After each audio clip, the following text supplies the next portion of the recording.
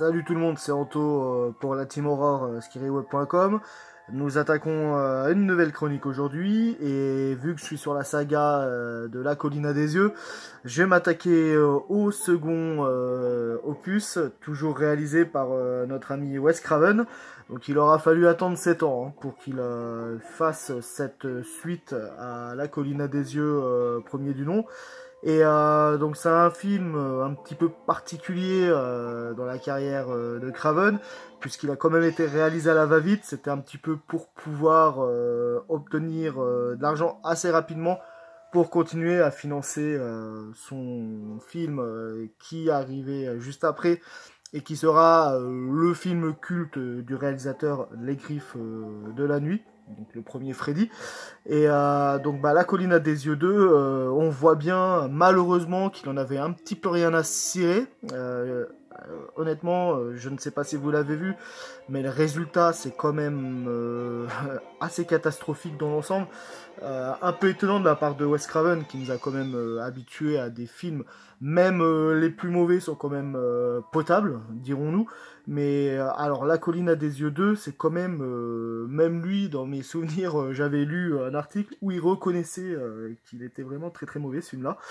Et donc pourtant, ça part plutôt bien au départ, pendant les 5 premières minutes, l'intro du film, parce qu'au final, on va retrouver le fameux Bobby.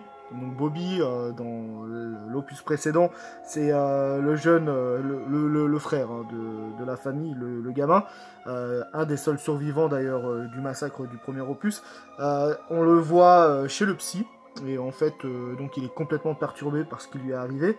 Et c'est le même acteur en plus, c'est toujours Robert Houston qui joue le rôle. Et donc on se fait cool, le film va repartir avec comme héros toujours le même que dans le premier opus, donc le jeune Bobby, enfin qui a grandi parce qu'il a quand même pris 7 ans, parce qu'il y a quand même 7 ans d'écart entre les deux films. Et donc au final, malheureusement non, il va juste servir d'intro pour appâter, je pense, les spectateurs. Et au final, le gamin il est tellement perturbé qu'au final il ne veut pas, parce qu'il a une course de rallye qui va avoir lieu dans le désert du Nevada, et ça va lui rappeler ce qu'il s'est passé. Quand il a été dans le fameux désert avec sa famille 7 ans auparavant, et qu'ils se sont tous fait quasiment massacrer par la famille de dégénérés. Et du coup, il refuse d'y aller. Néanmoins, sa petite amie, qui s'appelle Rachel, elle va décider quand même d'y aller avec 8 autres amis à eux, qui sont également des motards, et pour participer à ce fameux rallye de motocross. Voilà pour le synopsis. Et ils vont arriver sur les lieux, et malheureusement ils vont retomber, alors pas sur la même famille de dégénérés, mais on va se rendre compte qu'il y a un survivant. Alors c'est déjà, alors ça commence dans les incohérences, et vous verrez que le film en est truffé, c'est assez hallucinant. J'avais pas compris comment il a pu oublier l'histoire quand même, parce que c'est quand même un de ses films cultes. Et parmi toute la famille, parce qu'il y avait quand même des survivants dans la famille de La Colline à des Yeux numéro 1, dont entre autres la maman.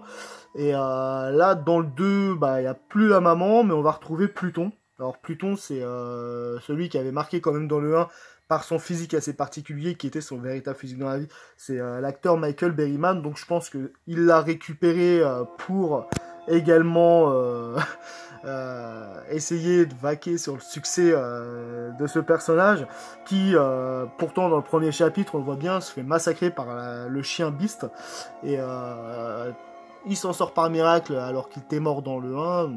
Un peu étonnant, bon bref, on va passer là-dessus. Et donc le fameux Pluton a retrouvé son oncle, qui s'appelle le boucher, et à eux deux, ils vont continuer la tradition de la famille en butant et en bouffant toute personne qui se mettront dans leur périmètre de chasse. Et comme par hasard, les motards vont tomber en plein dedans, et le massacre va recommencer. Sauf que, autre incohérence, c'est qu'on va apprendre dans le film que la fameuse Rachel, de toute façon on va la reconnaître dès les premiers instants, que la Rachel, c'est Ruby, qui était également dans le numéro 1, et Ruby dans le numéro 1, c'est la fille de Papa Jupiter, donc qui était le psychopathe qui faisait vraiment très peur dans le 1, qui est mort. Et donc dans le 2, du coup, elle devient la petite amie de Bobby. Et c'est elle donc qui décide de repartir dans le désert avec les autres. Et le pire, c'est que vous verrez que dans le film, ça va être elle qui va se rendre compte finalement que Pluton n'est pas mort parce qu'elle va avoir un face-à-face avec lui. Et au final, bah, elle va se battre contre lui. Mais alors en plus, la scène est un petit peu... c'est un peu du what the fuck, dirons-nous. Et bon, bref, au final, elle va le savoir que donc son frère est là et qu'il continue à perpétuer ce que faisait sa famille. Mais comme si de rien n'était, elle va juste leur dire ouais, bah, je pense qu'il faut pas qu'on reste là, mais sans plus. Elle va pas tout faire pour repartir, non.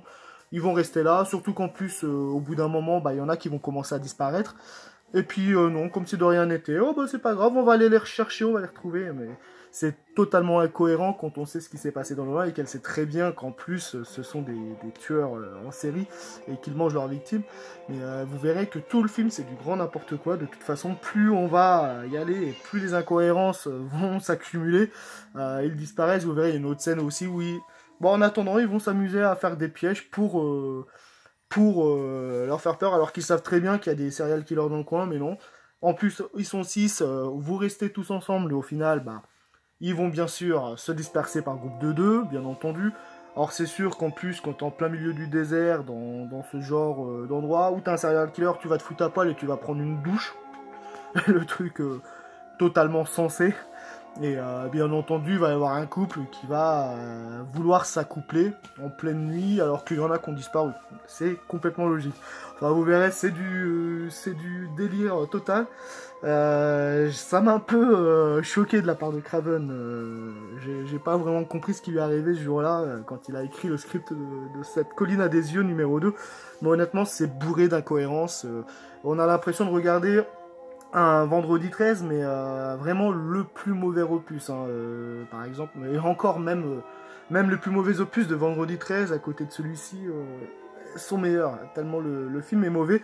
En plus, les acteurs, ils sont vraiment mauvais, malgré qu'on retrouve, comme je disais, donc au départ, notre fameux Robert Houston, et la fille qui incarne le rôle de Ruby Rachel, parce qu'elle a les deux prénoms du coup, c'est également la même actrice que dans le numéro 1. Malgré tout, il y a également Michael Berryman, mais c'est vraiment c'est mal dirigé, c'est mal joué, le scénario est très très mauvais et truffé d'incohérences. Honnêtement, j'ai eu du mal à aller jusqu'au bout, j'attendais qu'une chose, c'est qu'il se termine, parce que franchement c'est un grand film fourre-tout, on va essayer de faire le maximum pour attiser en fait les spectateurs dans les salles et récupérer un max de pognon. On le sent que de toute façon Wes Craven n'était pas du tout dedans. Et on le ressent parce que le résultat est vraiment à la limite du catastrophique, honnêtement. Je suis vraiment déçu parce que c'est vrai que La Colline à des yeux, c'est quand même un putain de film, quoi. Il est génial, l'ambiance, elle est juste exceptionnelle. Dans le 2, c'est tout l'inverse, il n'y a même pas d'ambiance, il n'y a quasi aucune scène horrifique. Les scènes où les protagonistes vont se retrouver devant Pluton ou Boucher sont plus à mourir de rire qu'autre chose. Même Michael Berryman, il n'est pas du tout crédible, il fait pas peur du tout. C'est assez hallucinant, quoi. Et le Boucher, à part sa dégaine, qui est plutôt pas mal aussi au départ, mais au final, il est risible. En plus, le pire, c'est qu'il y a une scène vers la fin où il dit ah, je vais pas me faire avoir comme le papa Jupiter, moi je suis quelqu'un d'autre, je suis un vrai bonhomme. Au final, il se fait avoir, mais d'une manière encore plus débile. Surtout qu'il y a une protagoniste dedans, dans un des personnages qui est aveugle, mais en plus, bon, bah, déjà, elle n'est pas du tout crédible dans son rôle. On voit bien qu'elle n'est pas aveugle. Il y a même un moment où il y a une scène où, si elle serait aveugle, bah, je vois pas comment elle aurait pu voir que le personnage avait balancé du feu. Enfin, c'est assez risible dans l'ensemble, et donc c'est l'une des personnages qu'on va voir le plus dans le film. C'est assez pathétique. Vous verrez la fin, elle est à mourir de rire également. Et le pire dans tout ça, c'est alors l'erreur ultime de la fin du métrage. Alors là, j'ai pas compris du tout comment Wes Craven a pu se planter à ce point-là. C'est que au final, bon bah bien entendu, il y a des survivants. Mais dans la fin du métrage, bah, notre fameuse Ruby, qui est quand même le personnage principal de ce deuxième opus, bah, au bout d'un moment, donc elle se bat avec Michael Berryman, elle s'en sort, mais après, à partir de ce passage-là, jusqu'à la fin où il y en a deux qui vont finir par s'en sortir, et bah, elle a disparu. Je crois que Wes Craven il l'a oublié, mais je l'ai regardé à 2 fois, mais non, elle est pas morte, mais en même temps on ne sait pas où elle est passée, parce qu'au final on va plus la revoir jusqu'à la fin du métrage. Alors c'est assez incroyable, mais je vous promets que c'est vrai. Un personnage principal qui disparaît, et au final on la revoit pas jusqu'à la fin du film, il y a The End. Alors je m'étais dit peut-être qu'il va y avoir une scène à la fin, après le générique de fin où on va la revoir. Non, il l'a complètement zappé du film, c'est plutôt loufoque, et j'étais assez surpris. Oui, là, il a vraiment touché le fond du fond, là, sur ce coup-là.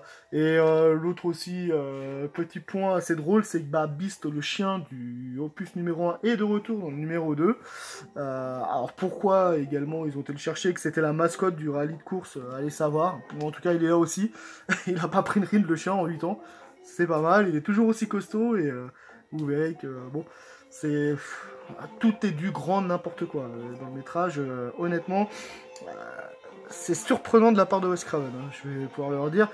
Alors voilà, je vais m'arrêter là, parce que ça fait déjà 11 minutes que j'en parle, je pourrais en parler pendant une demi-heure, tellement il m'a choqué le film. Non mais Wes là, je sais pas ce que tu nous as fait, mais c'est hallucinant. Bon bah, donc La colline à des yeux, voilà, donc tiens, si vous n'avez pas vu la tête des fameux deux tueurs de celui-ci, donc on retrouve Michael Berryman ici, et le boucher, donc qui a plutôt une tête à faire peur, mais malheureusement, vous verrez qu'ils vont plus vous faire rire qu'autre chose, c'est vraiment dommage. On attendait autre chose de la suite, surtout qu'il a fallu attendre 7 ans pour avoir une suite, et au final, c'est catastrophique. Je ne sais même pas quelle note lui donner. J'ai pas envie de lui mettre 0 parce que c'est quand même Wes Craven et ça me fait vraiment chier. 1, c'est vraiment beaucoup pour la qualité du métrage. Malgré tout, j'ai quand même rigolé. J'ai réussi à le regarder jusqu'au bout. Malgré que ça donne envie de se tirer les cheveux tellement, tellement juste, c'est pas possible ce qu'il nous a pondu là, Wes. Ah ouais, là franchement, comme dirait, comment s'appelait la beurette, Nabila, non mais allô quoi. Voilà, donc bah, restez sur l'opus 1, à la rigueur, passez direct sur le remake d'Aja, mais oui, compliqué, compliqué ce métrage. Enfin bon, je suis content quand même de l'avoir vu malgré tout. Bon bah, ça peut arriver de se planter, là ouais, sur ce coup-là, il a pondu son plus mauvais film, même course à côté est un chef-d'œuvre, hein, voilà. Voilà. Très bien, bon, donc, on se retrouve bientôt pour du coup la chronique du remake effectué par notre ami donc Alexandre Aja. Voilà. Je vous souhaite une bonne journée. Salut.